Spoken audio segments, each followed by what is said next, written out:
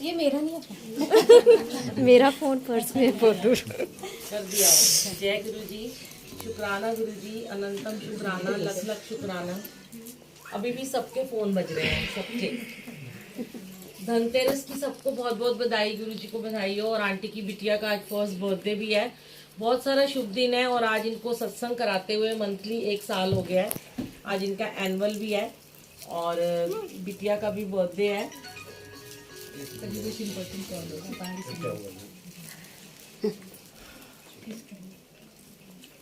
पहले आप फोन बंद कर दें।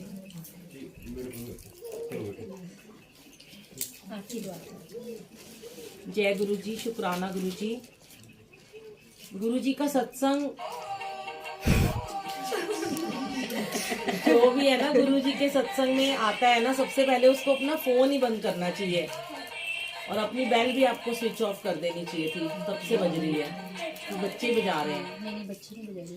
आप लोग जब भी सत्संग में आते हो संगत जी, गुरु जी के कोई खास ऐसे नियम नहीं है जिनको आप फॉलो करो।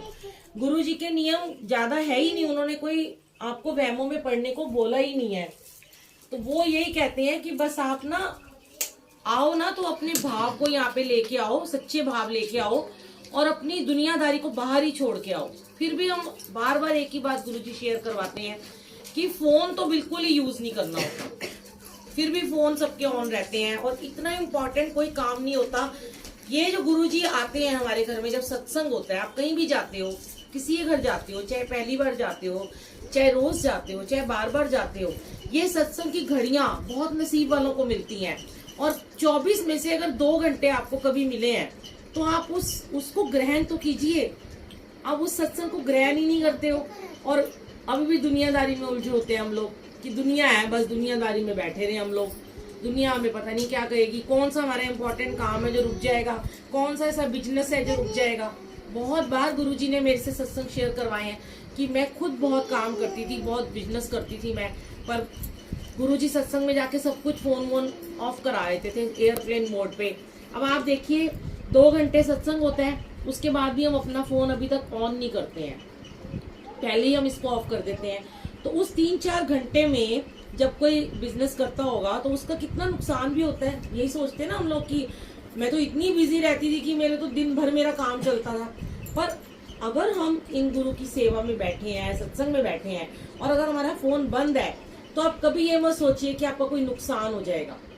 आपको शायद आपका गुरु पता नहीं डबल ट्रिपल 4 गुना देने वाला होगा, क्योंकि वो तो आपके भाव को ब्लेस कर रहे हैं ना। आप तो उनके साथ यहाँ पे आके बैठ गए हो, वो आपके भाव को ब्लेस करते हैं। इसीलिए कहते हैं कि फोन का उपयोग मत कीजिए।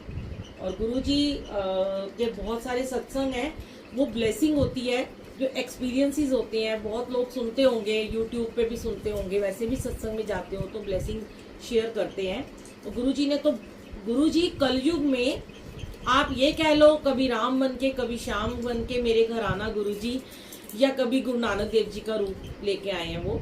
और जब कलयुग में अवतार हुआ था गुरु नानक देव जी का, श्री गुरु नानक देव जी का जब जन्म हुआ तब कलयुग था और आज फिर से कलयुग है। अब कलयुग आप बोलोगे क्या है, हम तो बहुत पूजा पाठ करते हैं, हम तो बहुत ज्यादा सत्संग में जाते हैं, हम तो रोजाना सिमरन भी करते हैं, हम तो हर महीने सत्संग भी कराते हैं, फिर भी कलयुग क्यों है? तो आप ये देखिए, ये जो हम नाम लेते हैं ना, ये नाम जो है ये कलयुग की औषधि है। ये नाम सिमरन ही आज के कलयुग की दवाई कहलाती है। अगर आप आज नाम ले रहे हैं, हम सिमरन कर रहे हैं, तो इधर कलयुग खड़ा है। कलयुग में गुरुजी आ गए। अब गुरुजी ने वही, जब श्री गुरु नानक देव जी आए तब उन्हें कौन रब मानता था? उनके पिता तक ने कह दिया था ये फकीर है, इसको 20 रुपए दिए तो ये सच्चा सौदा करके गरीबों को खाना खिला के आ गया, इसको ये कुछ नहीं कर सकता, ना इसको बिजनेस ना नौकरी से कोई कुछ नहीं करेगा। पर उन्हें क्या पता था वो भगवान है, वो पूजे जाएंगे। तो ऐसे ही हमारे जब गुरुजी आए इस दुनिया में, तो जब गुरुजी लाइव में अपने शरीर रूपी चोले में थे, तो जो उनके साथ बैठते थे उन्होंने नहीं माना कि ये रब है। आपके सामने रब आके बैठ जाए, आप कहाँ मानोगे? हम इतनी, क्योंकि हम इतने पापी हैं, हम इतने नाशुक्रे हैं, हमें लगता है हमने कितने पाप किए, हमने कोई इतने पुण्य थोड़ा ना किए हैं जो भगवान हमारे साथ आके बैठ गए हैं। पर गुरुजी महाशिव, उन्होंने इसी धरती पे हमारे सामने ही, सब लोगों के सामने ही जन्म लिया और वो कल्याण करने आए दुनिया का। और उन्होंने कहा कि जब मैं चला जाऊंगा तब तब लोगों को पता चलेगा कि क्या हूं मैं। और जाने के बाद भी वो आज भी कल्याण कर रहे हैं। ये गद्दी आज खाली है आपको लगता है, लेकिन इस गद्दी क्यों लगाई जाती है? गद्दी पे वो विराजमान होते हैं। आप देखिए गद्दी पे जब हम चोला लगाते हैं पूरा प्रेस होता है, और फिर चोला वहां से मुचड़ जाता है, उसमें सलवटें पड़ जाती हैं, फूल इधर का इधर आ जाता है। जैसे ये वाला पत्ता है, ये उसी समय पहले ही मत्था टेका और ये इधर आ गया था, कोई फूल नहीं हिला। इसको गुरुजी आए, गुरुजी ने चरण रखे। ये रंगोली क्यों बनाई जाती है? हमने आपके लिए अपने लिए थोड़ा ना बनाई है, तुमने गुरुजी के लिए बनाई है। गुरुजी आएंगे, कोमल कोमल फूलों पे पैर रखेंगे। अब रंगोली के बड़े सत्संग है, मैं देखती हूँ कई जगह रंगोली लोग बनाते हैं, उस फूलों में ही डंठल होते हैं, उसी में ही पता नहीं क्या क्या गंदे वंदे फूल लगा देते हैं। पर मेरे को गुरुजी ने शुरू से ये भाव दिया, क्योंकि मुझे फूलों से बहुत ही प्रेम है, बचपन से ही मैं बहुत शौकीन हूँ फूलों की। तो मैं एकदम ऐसे बनाती हूँ रंगोली, मुझे लगता है कि एकदम परफेक्ट होनी चाहिए, कि जैसे हमें हर काम ना ऐसे करना है अपने गुरु के लिए। जब भी हमें सेवा करनी है, सत्संग करना है, सत्संग सुनना है, गुरबानी को सुनना है, भजन को सुनना है, एकदम परफेक्ट तरीके से हर चीज होनी चाहिए, एकदम परफेक्ट, कुछ भी गलत नहीं हो उनसे, हम कहीं उनसे गलती ना हो जाए। डरो मत, क्योंकि डरना नहीं है, तो भगवान है, पापा है, आपके भाई है, माता पिता सब कुछ है, पर हमें गलत करने से डरना है। अब पेपर होता है हमारा, टेस्ट होता है, तो हम तो अच्छा सा सुंदर हैंड राइटिंग में पेपर करेंगे और हम पूरा का पूरा एग्जाम अपना अच्छे से दे के आएंगे, सारा क्वेश्चन पेपर करेंगे तो हमें फुल मार्क्स मिलेंगे। तो जब हम कोई भी गुरु की सेवा करते हैं, अंदर चाय प्रसाद बनाते हैं, लंगर बनाते हैं, हर चीज में गुरु का भाव लेके बनाते हैं। तो रंगोली भी हम बनाते हैं, तो लगता है मुझे एक भी फूल इधर का उधर होगा तो मेरे नंबर कट जाएंगे, तो वो नहीं होना चाहिए। तो वो भाव को ब्लेस करते हैं और किसी चीज को ब्लेस नहीं करते हैं। ऐसे ही जो आपको अभी बताया कि कलयुग में जब गुरुजी आए हैं, तो आपने देखा होगा हर साल, अभी कई सालों से एक नई बीमारी आ रही है। एक साल में चिकनगुनिया आ गया, फिर एक साल में मलेरिया, फिर एक साल में डेंगू आया, फिर कोरोना आया, है ना। जब गुरु नानक देव जी से तब प्लेग आई थी, तो बंगला साहब गुरुद्वारे सरोवर का जल जो था, वहां पे सरोवर निकला, वहां का जल प्रसाद देके श्री हरकिशन साहिब जी ने उस जल से सबको ठीक किया था। क्या था? फूलों में नहीं होता कीड़ा, मेरे पे ही चढ़ना था, मेरी कर्म कटवाएगा। कहाँ गया देखना? बड़े ऐसे हिल रहा था ना। जितना मैं डरती हूँ ना उतने ही मेरे पे कीड़ा। तो आप ये देखेंगे कि इस कलयुग में अभी हर साल कुछ कुछ आ रहा है। अब लास्ट ईयर इतना कोरोना था, अब फिर डेंगू आ गया इस बार। तो कल ही गुरुजी मुझे एक थॉट दे रहे थे, और आज जब अंकल मुझे लेके आ रहे थे तो मैं उनको रास्ते में हम थोड़ा शेयर कर रहे थे। मैं कल लिखा मैंने थोड़ा सत्संग, लेकिन रिकॉर्ड नहीं कर पाई, क्योंकि ना गुरुजी बताते हैं, ये सारी चीजें सिखाते हैं हमें कि ये सब चीजें आ रही हैं, बीमारियां आ रही हैं। अब कितना कोरोना आया, 2 साल से लोग परेशान, काम धंधे बंद हो गए, घर में बैठ गए, बीमार हो गए, कितने तो चले ही गए। इतने छोटे छोटे हमारे साथ के सेवादार चले गए, कई तो मियाँ बीबी इकट्ठे ही चले गए। वो भी उनके नसीब में शायद कोरोना से जाना लिखा था, पर हमारे घर में भी हुआ, मेरे हस्बैंड को भी हुआ, पर डरना नहीं है। मुझे नहीं हुआ कोरोना, और मेरे को बड़ा शुक्राना है गुरुजी का कि मैं हर वक्त उनके मंत्र जाप और उनके आगोश में रहती हूँ, और मेरे पति भी रहते हैं। पर हो गया, ठीक है, उनको हो गया, बेटे को भी थोड़ा बहुत हुआ, लेकिन ये तारते हैं। इनका नाम अभी आपने शब्द क्या सुना? नाम है तेरा तारनहारा, कब तेरा दर्शन होगा। तो क्यों है तारनहारा? ये कोरोना आया, अब डेंगू आ गया। अभी आज इतने दिन हो गए हैं, मुझे रोज एक न्यूज आ रही है, डेंगू से उसके प्लेटलेट्स कम हो गए, आंटी उसके लिए अरदास करा दो, उसके लिए मंत्र जाप करा दो, सामूहिक जाप करा दो, उसकी जान खतरे में है। पर डगमगाना नहीं है हमें, क्योंकि कलयुग में ये देखिए गुरुजी ने ना सब कुछ मेंटेन करके रखा हुआ है। संगत जी इधर बीमारी देते हैं, क्या कर रहे हैं, इधर बीमारी दे रहे हैं, और इधर आपका आप उठा दो ना, सब डिस्टर्ब हो रहे हैं। इधर वो बीमारी दे रहे हैं और इधर आपको सत्संग करवा रहे हैं। हर घर में सत्संग हो रहा है, जोत जग रही है ना। गुरु जी का सत्संग हर घर में हो रहा है आज की डेट में। कोई, मैं नहीं मानती कोई दिन ऐसा खाली हो जहाँ सत्संग ना होती हो। इधर गुरु जी बीमारियां दे रहे हैं और उधर सत्संग करवा के ठीक करा रहे हैं, ब्लेसिंग दे रहे हैं। तो उन्होंने ना अपनी हर चीज को मेंटेन करके रखा हुआ है। जब जब दुनिया में कोई भी बीमारी बढ़ती है, जब जब कहते हैं पाप बढ़ता है, कलयुग आता है, एक सतयुग यहाँ पे तैयार खड़ा होता है सबको तारने के लिए। इधर कलयुग अपना पांव फैला रहा है और इधर संगत जो है, गुरु की संगत है, वो अपने आप को सिमरन में ला के जोड़ के और उस चीज को ठीक कर रहे हैं। तो इसमें किसका हाथ है? सबसे ज्यादा कौन ब्लेस हो रहे? संगत, वो आप लोग हो जो यहाँ बैठते हो आके सत्संग में। पर आप लोगों में से ही कुछ लोग ऐसे हैं जो अभी भी, जिनके दिमाग जो है वो दुनिया में उलझे हुए हैं, भटके हुए हैं। घर, चिंता, ये वो, फोन, अटरम पटरम, ये सब छोड़ दिया करो। बार बार गुरु जी कहते हैं ये 2 घंटे के सिमरन में, और सबसे पहले जो लेट आते हैं उनके लिए मैसेज है, गुरु जी का सत्संग शुरू होने से पहले आया करो, 5 मिनट पहले आओ। ये कोई बर्थडे पार्टी नहीं है, ये कोई डीजे पार्टी नहीं होती है। सत्संग में टाइम पे आइए, पूरा ध्यान लगाइए, पूरा समय रुकिए। जो उठ के चले जाते हैं फिर उनकी ब्लेसिंग तो हट गई। क्या सुना आपने? अब पता नहीं गुरुजी की आंख कब खुली थी इस सत्संग के समय में, और गुरुजी ने कौन सी घड़ी चुनी थी सबको ब्लेस करने के लिए। जो तो शुरू से लेके आखिर तक बैठे, अब उनकी झोली कैसे भरेगी ये वो जाने, गुरुजी जाने। जो उठ के चले जाते हैं, जो फोन आ जाता है या इधर उधर घूमते रहते हैं, अब वो ब्लेसिंग के समय के उठ के, हो सकता है आपको गुरुजी उस टाइम ब्लेसिंग दे रहे हो, आप उठ के चल दिए। फिर आपके कर्म है, अभी और कटवाइए, आते रहिए, आते रहिए, जाते रहिए, आते रहिए, रोज आते रहिए।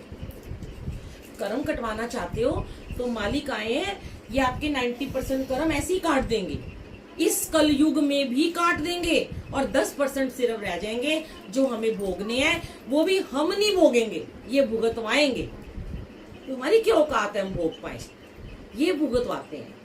और जो सेवादार भी आते हैं, कहीं सत्संग में जाते हैं, मैं अपनी बात नहीं करती, चलो और भी सेवादार हैं, तो सारे अपने अपने घर से काम धंधे छोड़ के घर बार को आते हैं ना, उनके भी तो काम होते हैं। वो ये तो नहीं कहते कि हाँ चलो भाई हम वेले हैं इसलिए हम जा रहे हैं, हम सत्संग में जा रहे हैं, हम सेवा कर रहे हैं, ऐसा कुछ नहीं है ना। पर ये सोचो कि वो उनके अभी कर्म कटने बाकी है, इसलिए उनको सेवा मिली हुई है। आपके कर्म कट गए, आपको सत्संग में बैठने का मौका मिल रहा है। मैंने पहले भी ये शेयर किया था कि कभी ये मत समझो कि वो जो सेवादार खड़े हैं ना, शायद वो बड़े भाग वाले हैं, वो सेवा कर रहे हैं, हम तो आराम से बैठे हैं, हमें तो सेवा नहीं मिल रही है। कई लोग कहते हैं हमें सेवा दे दो ना, हम कौन है सेवा देने वाले, वो मालिक है। फिर गुरुजी ने ये शेयर कराया था कि मेरे बाद, गुरुजी के औहदे के बाद संगत का औहदा है, पहले गुरु फिर संगत, लास्ट में सेवादार। क्योंकि सेवादार तो आपका नौकर है, वो तो आपको जल भी पिलाएगा, आपको लंगर प्रसाद भी देगा, आपके जूठे बर्तन भी उठाएगा। उसके कर्म में बहुत माड़े हैं, अभी उसको बैठने का मौका नहीं मिल रहा। आपको मौका मिल रहा है अपने गुरु के साथ बैठने का, उसके नजदीक बैठने का। गुरु ने संगत को अपने बराबर का दर्जा दिया। संगत जी, गुरु ने कहा है मेरी संगत में मैं बसता हूँ। तो सोचिए आपका दर्जा कितना ऊंचा कर दिया, कितना महान कर दिया गुरु जी ने, कि आपको अपने लेवल का बना दिया। और अब उनके लेवल में बनाया है तो बैठो तो सही आके। जब उन्होंने आपको अपने लेवल का दर्जा दे दिया तो उनके साथ जब तक वो बैठे हैं तब तक आपको हुक्म नहीं यहाँ से उठने का, बैठना पड़ेगा आपको, क्योंकि आपका दर्जा उसने ऊंचा कर दिया।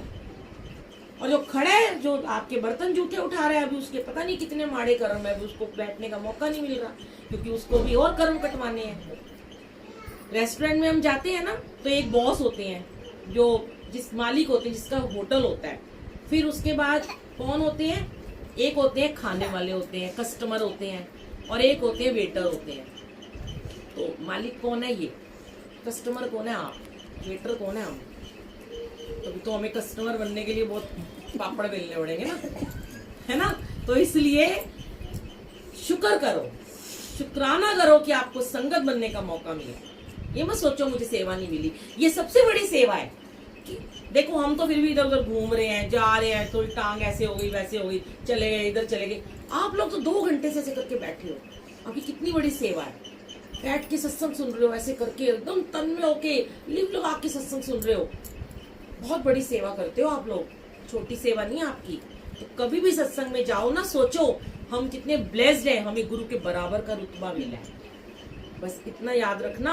और चाहे थोड़ी संगत हो, मुझे तो गुरुजी कहते हैं चाहे 20 हो चाहे 1 हो, सत्संग सुनाना है, सुनाने वाला भी ब्लेस होता है, सुनने वाला ज्यादा ब्लेस होता है।